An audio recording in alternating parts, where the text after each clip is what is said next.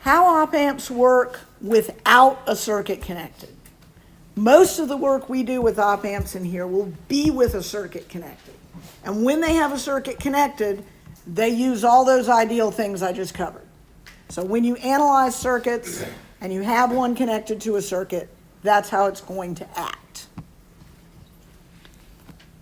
And because of that, yes, I know this is what you just saw, but because this is a different lecture, that's why it has that. So these are all the things that we have pretty much based on an ideal op-amp. And this is what actually is going to get modeled in an op-amp model.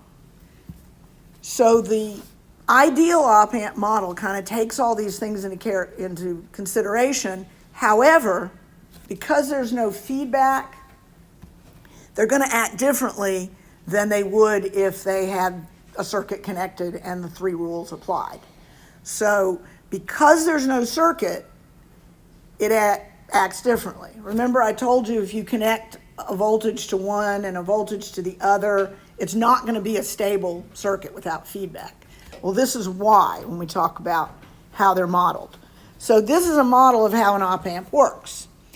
And as you can see, there are two voltage sources connected. So there's one connected to the inverting terminal and one connected to the non-inverting terminal, V1 and V2.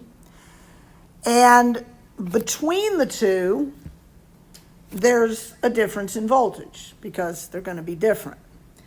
But there's no current flowing, and there's no current flowing, which means at points 2 and 3, right here and here, that's just going to be V1 and V2 because there's nothing to make the voltage change at all. And so, because of that, because we have infinite input impedance, we have a couple of things that are going to happen. So, infinite input impedance still occurs here, but V1 and V2 are not necessarily equal at this point because there's no feedback. There is zero output impedance, so that's just modeled by a straight line between that dependent source and the output. And we also have what we call zero common mode gain. What this means, and we'll talk a little later about how that works, what this means is that anything the two signals have in common doesn't get amplified. Generally, this is in the form of noise. If you imagine two different people talking in one room, and the room has a certain amount of background noise, the two voices will have different signals, but the background noise will be the same. So that noise in the background doesn't get amplified. Just the actual signals. That's what we want. If we can have it so that nothing gets amplified that's in common, only the signals themselves, we end up with a cleaner kind of amplification signal. So, that being said, in an ideal op-amp, the differences between the two are amplified infinitely. Now, you know that that's not actually going to happen. It's not going to get amplified forever and ever and ever. So this value of A, which is how much that difference between the two voltages is increased, is super, super, super large in a real op-amp. It's like 100,000. It's really, really big. But not quite infinity. If it was really infinity, then, what you got out would be infinite. And you know that that can't happen in general. So the assumption, even though we say it has infinite, what we call open loop gain, it's really just really, really, really, really large. And what's the weird thing is, once we start connecting circuits, that whole inside part kind of goes away magically. It's weird. But we want to amplify the differences between the signal, and we want to not amplify the common parts. That's the important thing in an ideal op-amp. And then infinite bandwidth, again, you don't need to worry about. It occurs. You need to know that that's true, but that just we don't worry about frequencies. So, given an ideal op-amp, there are two kinds of amplification. There is the differential mode, which is just the difference between the two signals. And then there is the common mode, which is actually the average of the two signals. The average of the two signals we don't want to amplify. The difference between the two signals we do want to amplify. And we can actually turn these two equations around, which I'm not going to go through all the math of how you do it, but you can actually come up with terms for V1 and V2 based on the common mode input and the direct differential mode. And this is just basically taking those two equations and solving for V1 and V2. And this is what you get. V1 is equal to the common mode minus half the differential, and V2 is the common mode plus half the differential. And we actually model that using voltage sources in general. So when we have two voltage sources on the side, we have V1 here and we have V2 down here, and they're going in. We actually model that as a common mode voltage and then two voltage sources that are half the differential mode. And that's kind of what it looks like when it goes in. So this, again, this is kind of highly theoretical. So let's do an example, because this is the point where it's like, okay, how is this going to apply to like stuff that I actually have to use? So it's, oh yeah, there it is. Okay. Sometimes I don't remember where stuff is and it hides from me. Anyway, at the bottom is kind of the model with all the different things that we kind of use. And we have an ideal model, but the ideal model has a value for A. So it's not infinity, it's actually just, it's not even a that large number, but it's kind of large. The second voltage source is going to be 0, and then V out is 2. So we have 2 volts here, and we have 0 volts here. We have 1,000 right there. And we want to find V1, and then the common mode voltage and the differential mode voltage. So we know that V out is going to equal A times V2 minus V1. So that's just part of the model. This right here, that dependent source has nothing that drops voltage, so it's just going to end up being whatever the output is. And so that means that V1 is actually going to be the gain times V2 minus whatever V out is over A. And that's really just taking the V out equals A over V2 minus V1 and, again, turning things around so that we can solve for V1. And if we do that, we get 1,000 times 2 minus 2. Oops, no, that's 0, sorry. And we divide that by 1,000. So we actually have minus 2 over 1,000, which equals minus 0.002 volts. So that's how we find V1. Now that we've found V1 and V2, the rest of it is really, really simple. The common mode voltage is just 1/2 V2 minus V1.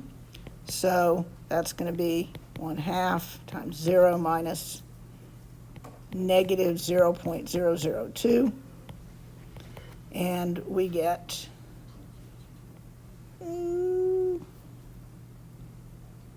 I'm looking at negative 0.001 volts, yeah, which is simple. I mean, one's 0, one's negative 0.002. And then the differential voltage is just V2 minus V1, which is 0. Yeah, sorry. I'm reading like, no, yeah, I see what I'm doing. It's actually a plus there, sorry. I'm looking at things upside down. So because I'm looking upside down, I'm actually solving a different order than what's in front of me. So sorry about that. So it's V2 plus V1? Yeah, it's 1/2 V2 plus V1. Yeah. This is V2 minus V1, which is the difference between the two. So this one is going to come out positive. That's going to be 0.002 volts. So the differential voltage is 0.002 or 2 millivolts. The common mode voltage is negative 1 millivolts, and the output is negative 2. I mean, the input V1 is negative 2 millivolts. All right, that one is relatively simple, and that is not the only model that can be made of an op-amp. You can actually make multiple types of models. This is a model that is just a little bit different, and this actually has different stages of amplification. So it still has V1 and V2. Those are the same. And then each one of those is multiplied by a gain, GM, and turned basically modeled by dependent current sources. And those currents come together to give you a voltage across R, which is V sub D. And then that is multiplied by a mu to give us our output voltage. So there's actually two different processes going on. So what this means, if we want to know, first of all, since we need to find V out as a function of V1 and V2, we have to go and figure out kind of the middle part and then put it all together. So the differential voltage is going to be, we've got a current coming up here, and then we've got a current here, but this current is going to be GMV2, and this is going to be negative GMV1 because I turned that one around. And both of those currents are going to add up to provide the current through R. So that means that differential voltage, just using Ohm's law, is R times the total current, which is GMV2 minus GMV1. So that'll give us that value, and that's just using what's sort of in front of us. And then the out is going to be that value mu times the differential voltage, and that is going to equal mu times R times GM V2 minus V1. So if we put numbers in there, because we actually have numbers, the function that describes Vt is going to be R, which is 10K, times GM, which is 10 milli V2 minus 10 milli V1, which is just going to be 100 V2 minus V1. So that means that differential voltage is actually already being multiplied by something before it gets there. So basically this is just kind of a pre-gain scenario that creates a differential voltage that's bigger than what you're applying. Yes. I think we see the same thing. Shouldn't there be a GM behind the V1? Oh, yeah, yeah. Just making sure there wasn't There. any And I magic. just wanted to understand that step, that final step, you factored out the 10 millivolts. Yeah, I factored out 10 millivolts multiplied by 10K. Yes, yes. And then for V out, we're basically just going to multiply this by mu. It's going to be, mu is 100 times 100 V2 minus V1, which is 10,000 V2 minus V1. So that's kind of the beginning part. What we want to do is find A. Well, this is basically right here is A. That is the open loop gain, because that's the gain from the beginning point to the end point, and that's what's multiplying the differential between the two. So that's what it's multiplied by. So once you get an equation in that form, whatever number is in front of the two different voltages is the actual differential gain. I'm going to say a little more about feedback because feedback is going to be important. First of all, again, no feedback. We know this, but when we use negative feedback, we call that the closed loop gain because we're closing the loop between the output and the input. If we don't, that value A is called the open loop gain because when we calculated that, we didn't have any feedback connected. So open loop gain is no circuit connected, no feedback. Closed loop gain is when you take something and you make the circuit feedback on itself. And that makes a closed loop, and that's going to be totally different and calculated totally different than what we just did. So basically the loop is just a feedback path, and we can again have positive or negative. Negative is what we're going to use in here because negative is actually more useful and more stable. Again, yeah, we did that. I have some sets of slides that have the same thing again. So, and that is. The last sort of thing I'll say is there is a very useful circuit that you can use without feedback, and that is a comparator. And a comparator basically takes voltages and compares them to others and gives an output based on that. We don't actually build any in here. They're not hard to do, but basically what ends up happening when you do that with a real op-amp is it forces the output to be either plus VCC or minus VCC. So it pushes it up to the DC voltage. So this, and this is the reason I'm mentioning this again, if you have a situation in lab where you're using an op-amp and you're using an oscilloscope because you're amplifying an AC signal, and you're looking at the output and it looks like a flat line like 0, oftentimes it is not 0. It's been pushed to plus or minus 15, which on your scope looks like a flat line. And that is actually really important information because it can be like if you're connecting a circuit and you switch the negative and positive inputs, you will get that happen. You'll connect up the op-amp, you'll start it, you'll turn on the voltage, and you'll get an output and it'll look like a flat line. And what that is that's actually telling you, oh, the op-amp is being forced into a mode that's causing it to put out plus or minus DC voltage, and that can give you more information than just assuming it's 0. So frequently the assumption is 0, and the student pulls out the op-amp, throws it away because they think it's bad, and it's usually not. Actually, a whole long list of videos that are associated with the second and subsequent labs that has to do with common problems people end up with when dealing not only with the oscilloscope but also with op-amp circuits in general. So if that happens, there's kind of a video to help with that.